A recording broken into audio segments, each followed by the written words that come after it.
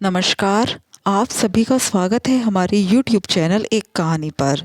दोस्तों, आज हम लेकर आए हैं एक नई कहानी, पर उससे पहले हमारे चैनल को सब्सक्राइब कीजिए। दिव्या जितनी कोशिश कर सकती थी उतनी जल्दी जल्दी अपने कदम बढ़ाते हुए घर की तरफ जा रही थी। शाम के 7 बज चुके थे। अभी तो उसे सब्जियां भी खरीदना था। घर पर आज के खाने के लिए सब्जी कुछ भी नहीं थी। ऊपर से घर जाकर खाना भी बनाना था। खैर, जैसे तैसे अपनी खरीदारी करके वो लंगड़ाते पैरों से घर पहुंची। अभी घर में अपने कदम रखे ही थे कि सामने सोफे पर ननद तनु को देखकर उसका मूड ऑफ हो गया। मन नफरत से भर उठा। आज ये क्या लेने आई है यहाँ पर? सीधा यही सवाल दिमाग में कौंधा। तभी सासू माँ माया जी की तरफ ध्यान गया। उन्होंने इशारे से उसे फटाफट खाना बनाने के लिए कहा। दिव्या ने ना उसे नमस्ते की, ना ही और कुछ। सीधा अपने कमरे में चली गई। ये देखकर तनु उसे देखती ही रह गई। फिर उसने माया जी की तरफ देखा और शिकायत करने लगी। मम्मी, आपके घर में क्या मेरी यही इज्जत है, जो आपकी बहू मुझे नमस्ते तक नहीं करके गई? आपके घर में मेहमानों की इसी तरह से स्वागत होता है? पर माया जी ने तनु को उसे नज़रअंदाज करने को कहा। कमरे में जाकर दिव्या ने अपना बैग रखा और कपड़े चेंज किए और सब्जियां लेकर रसोई में आ गई। पर दिमाग में अभी भी यही चल रहा था कि आखिर तनु लेने क्या आई है। आखिर दिमाग में कुछ भी चल रहा हो, खाना तो बनाना ही था। आखिर पेट की भूख दिमाग में चल रही हलचल से तो कहाँ शांत होती है। फिर ऊपर से ननद आई हुई है, तो चाहे मन हो या ना हो, उसका तो स्वागत करना ही पड़ेगा। उससे बात करो या ना करो, वो खाना तो खाकर जाएगी ही। इसलिए खाने के लिए फटाफट सब्जियां सुधारने लगी। दिव्या अभी सब्जी सुधार ही रही थी कि इतने में माया जी रसोई में आई और आते से ही बोली, दिव्या, ये क्या तरीका है? तनु पूरे 5 महीने बाद मायके आई है, कम से कम उसे नमस्ते तो कर ही सकती थी ना तुम। दिव्या ने एक नज़र माया जी की तरफ देखा और कहा, आप अब भी मुझसे उम्मीद करती है कि मैं उनसे नमस्ते करूंगी? वो ननद है तुम्हारी और उम्र में बड़ी है तुमसे। उसका ओहदा भी तुमसे बड़ा है। इस लिहाज से तो नमस्ते कर ही सकती थी। माया जी ने कहा तो दिव्या सब्जी के बर्तन उठाते हुए बोली, ओहदा बड़ा होने से क्या होता है? कर्म तो उनके ऐसे है नहीं कि मैं उन्हें सम्मान दूँ। देखो दिव्या, तनु माँ बनने वाली है। वो अपनी डिलीवरी के लिए यहाँ आई है।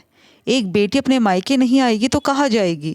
उसकी भाभी होने के नाते अब उसकी सेवा तो तुम्हें ही करनी पड़ेगी ना। माफ़ कीजिएगा मम्मी जी, वो दुनिया की पहली औरत थोड़ी ना है जो माँ बन रही है। मैं इतनी आदर्शवादी औरत नहीं हूँ और ना ही मुझ में इतनी हिम्मत है कि मैं उस औरत को नमस्ते करूँ जिसने मेरी ज़िंदगी दुश्वार करके रख दी थी।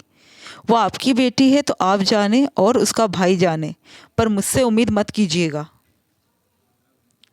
कहकर दिव्या ने गैस पर सब्जी छोंकने के लिए कढ़ाई चढ़ा दी, पर एक बार भी पलटकर माया जी की तरफ देखा नहीं। आखिर माया जी भी क्या कहती? उनकी बेटी के कर्म भी ऐसे ही रहे थे। इसलिए पलटकर वापस हॉल में आकर तनु के पास बैठ गई। इधर खाना बनाती हुई दिव्या के हाथ खाना बनाते समय तेजी से चल रहे थे, पर दिमाग में पिछली यादें घूम रही थी। उसे याद कर तनु के लिए उसकी नफरत बढ़ती जा रही थी। दिव्या और आशीष की नई नई शादी हुई थी। उसका ससुराल छोटा सा परिवार था। घर में सास माया जी और ननद तनु ही थी। आशीष और तनु जुड़वा भाई बहन थे, इसलिए तनु दिव्या से उम्र में बड़ी थी। उसके लिए माया जी लड़का देख रही थी, पर पहले आशीष के लिए उन्हें दिव्या पसंद आ गई, इसलिए उन्होंने आशीष की शादी पहले कर दी। माया जी तनु पर कभी रोक टोक नहीं करती थी। इस कारण से वो थोड़ी ज़िद्दी स्वभाव की थी। ये बात से उसी दिन पता चल गई जब वो दुल्हन बनकर उस घर में आई थी। बक्सा खुलवाई की रस्म चल रही थी। आखिर ननद को ही बक्सा खोलना था तो तनु को ही बुलाया गया। बक्सा खुलवाई की रस्म में तनु को उसकी पसंद की एक साड़ी लेने के लिए माया जी ने कहा, पर ये क्या, तनु ने तो एक साथ 3-3 साड़ी निकाल ली। दिव्या तो उसकी शक्ल ही देखती रह गई। जब दूसरी रिश्तेदार महिलाओं ने कहा, तनु, तुम्हें एक ही साड़ी निकालना चाहिए थी। बेटा, ये तो तुम्हारी भाभी की साड़ियाँ है। उसके मम्मी पापा ने उसे कितने प्यार से दी थी। अरे तो क्या हो गया, भाभी तो मेरी ही है, इतना तो हक मेरा भी बनता है। तभी तनु की मामी बोली, बेटा, हक तो एक साड़ी का ही था, तुमने तो 2 ज़बरदस्ती की उठा ली।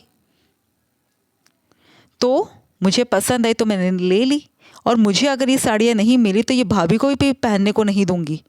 आखिर तनु जिद पर आ गई तो माया जी ने कहा, अरे कोई बात नहीं, ये साड़ियाँ तनु पहने दिव्या पहने, बात तो एक ही है। इतना क्यों बवाल मचा रहे हो? जा तनु, फटाफट से साड़ियाँ ले जाकर अपने कमरे में रख दे। माया जी की शय पाकर तनु वो साड़ियाँ लेकर अपने कमरे में चली गई। दिव्या सिर्फ उसे जाते देखती रह गई। तनु हर जगह अपनी मनमानी ही करती। दिव्या के लिए तो वो आगे से आगे हर काम तैयार रखती। मजाल कि दिव्या फ्री होकर आशीष के साथ कहीं घूमने तो चले जाए। एक बार आशीष के स्टाफ में किसी की मैरिज एनिवर्सरी थी।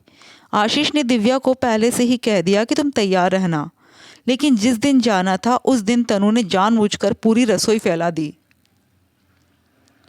तनु ने सिर्फ काम फैलाया था, कभी घर तो उसने समेटा नहीं था। तो आखिरकार दिव्या को ही काम पर लगना पड़ा। जब आशीष घर पर आया तो दिव्या को तैयार ना देखकर बोला, दिव्या तुम अभी तक तैयार नहीं हुई? मैंने तुम्हें 3 दिन पहले ही कह दिया था कि मेरे स्टाफ में पार्टी है तो वहाँ जाना है। यार तुमसे ज़रा सी भी समझ नहीं है क्या? दिव्या ने कहना चाहा कि तनु ने रसोई फैला दी तो आशीष ने उसे चुप रहने के लिए कह दिया, अब बहानेबाजी मत करो, मैं अकेला ही चला जाऊँगा, तुम घर में बैठकर रसोई साफ करो। जब आशीष जाने को हुआ तो तनु तैयार होकर आ गई और उससे बोली, चल भाई मैं चलती हूँ तेरे साथ, बहुत दिन हो गए किसी पार्टी में गए हुए। आखिर आशीष क्या ही कहता। तनु उसके साथ बाइक पर बैठी और दोनों पार्टी में रवाना हो गए, जबकि दिव्या घर में मन मार कर रह गई। पर हैरानी उसे इस बात की थी कि माया जी ने कुछ नहीं कहा। उनकी तरफ से तो उनके घर का काम हो रहा था। अक्सर तनु की यही हरकतें आशीष और दिव्या में झगड़े का कारण बनने लगी थी, पर ना तो तनु सुधरी और ना ही माया जी ने उसे कभी सुधरने के लिए कहा। कुछ दिनों बाद पता चला कि दिव्या माँ बनने वाली है। उसके और आशीष के लिए बड़ी खुशी के पल थे। खुशी की बात तो माया जी और तनु के लिए भी थी, लेकिन घर के कामों में दिव्या को फिर भी कोई मदद नहीं थी। उस दिन दिव्या को चेकअप के लिए अस्पताल जाना था। सुबह से उसकी तबीयत ठीक नहीं थी। आशीष भी तैयार हो चुका था। दिव्या और आशीष निकलने को हुए तो तनु ने जिद कर ली, भाभी पहले छत पर से कपड़े उतार कर नीचे रख के जाओ, मैं आपकी नौकर नहीं लगी हूँ जो छत पर से कपड़े उतार कर लाऊंगी। तनु की बात सुनकर आशीष ने कहा, तनु ये काम तो तुम भी कर सकती हो, देख नहीं रही हो उसकी तबीयत खराब है। अरे वाह, आज तो बीवी के लिए मुझसे लड़ने को तैयार हो गया। तबीयत को इतनी भी खराब नहीं है, पर छत पर जाकर कपड़े भी नहीं ला सकती। वैसे भी तुम्हारी पत्नी इस घर की बहू है, ये उसकी जिम्मेदारी है।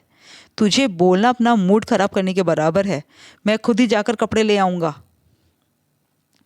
हाँ हाँ, अब बीवी के सामने पानी ही तो भरेगा तू, जोरू का गुलाम जो ठहरा। उसकी बात सुनकर आशीष तमतमाता हुआ छत पर कपड़े लेने चला गया। ये देखकर माया जी बोली, दिव्या इतनी देर से तुम खुद कपड़े उतार कर ले आती, क्या दोनों के बहस होने जा रही थी? अब क्या अच्छा लगेगा आशीष ऊपर से तुम लोगों के अंडरगारमेंट्स उतार के लाएगा? अब माया जी ने ही कह दिया तो दिव्या को छत पर जाना ही पड़ा। वो ऊपर जाने लगी तो तनु बोली, अरे थोड़ा जल्दी अपने कदम बढ़ा भी लो, क्या भगवान ने तुम्हारे पैरों में शक्ति नहीं दी है? इतनी देर में तो भाई कपड़े उतार कर ले भी आएगा। उसकी बात सुनकर दिव्या जल्दी जल्दी अपने कदम सीढ़ियों पर बढ़ाने लगी, लेकिन अभी 7-8 सीढ़ी चढ़ी ही थी कि उसे चक्कर आ गए और सीढ़ियों से लुढ़कती हुई नीचे आके गिरी। नीचे गिरते ही वो बेहोश हो गई। अचानक हुए इस हादसे से सब लोग हैरान रह गए। आनन फानन में दिव्या को हॉस्पिटल एडमिट करवाया गया। उसका मिसकैरेज हो चुका था, यहाँ तक कि सीढ़ियों से गिरने के कारण उसका एक पैर बहुत ज़्यादा चोटिल भी हो गया था। आज तक इस कारण से अपने उस पैर पर वो पूरी तरह से खड़ी भी नहीं हो पाई। उस दिन की टीस आज भी दिव्या के मन में थी। इस कारण वो तनु को माफ़ भी नहीं कर पाई। हालांकि तनु की शादी हो गई, वो अपने ससुराल चली गई, लेकिन दिव्या ने अपने आप को तनु से दूर ही रखा। वो तनु से बात भी नहीं करती। शादी के समय भी उसका सारा काम आशीष और माया जी ने ही किया था। दिव्या ने तो तनु के किसी काम को हाथ भी नहीं लगाया। खैर दिव्या ने खाना तो बना दिया और अपने कमरे में आ गई। माया जी जानती थी कि दिव्या खाना नहीं परोसेगी, इसलिए वो खुद उठी, अपना और तनु का खाना लेकर बाहर आ गई। माया जी को खाना लाते देखकर तनु गुस्सा हो गई और चिल्लाते हुए बोली, ऐसा क्या ईगो लेकर बैठी हुई है कि खाना भी नहीं परोस सकती थी? बेटा मैं खाना परोस तो रही हूँ, फिर क्यों बातें बना रही हो? तुझे तो खाने से मतलब होना चाहिए। माया जी तनु को समझाते हुए बोली, अरे ऐसे कैसे? मैं अपने मायके आई हूँ, इस घर पर मेरा भी उतना हक है जितना उसके पति का। फिर इतना तमाशा क्यों करना? माता पिता ने इतने भी संस्कार नहीं दिए कि ननद प्रेगनेंसी में यहाँ आई तो थोड़ी इसकी सेवा ही कर दे। तनु ने ये बात इतनी ज़ोर से कही कि अंदर दिव्या को सुनाई दे गई। ये सुनकर वो बाहर निकल कर आ गई। ननद रानी, कभी तुमने मुझे चैन से रहने दिया था जो मुझसे सेवा की उम्मीद कर रही हो? इतनी ही सेवा का शौक़ है तो अपनी माँ और भाई से करवा लो, मुझसे कोई उम्मीद मत करना। शुक्र करो कि मैं रोक नहीं रही। वरना जिस तरह से तुम्हारी हरकतें रही है ना, माँ के बाद मायका भी नहीं रहेगा। दिव्या के मुँह से ये बात सुनकर तन्नू ने अपनी मम्मी की तरफ देखा। माया जी ने हाथ जोड़कर उसे चुप रहने का इशारा किया, पर इतना तो तन्नू को भी समझ में आ गया कि दिव्या उसकी कोई सेवा नहीं करने वाली। और आखिर हुआ भी ऐसा ही। तन्नू की डिलीवरी मायके में ही हुई, जिसके लिए माया जी ने एक काम वाली रख ली। दिव्या ने तो उसके किसी काम को हाथ तक नहीं लगाया।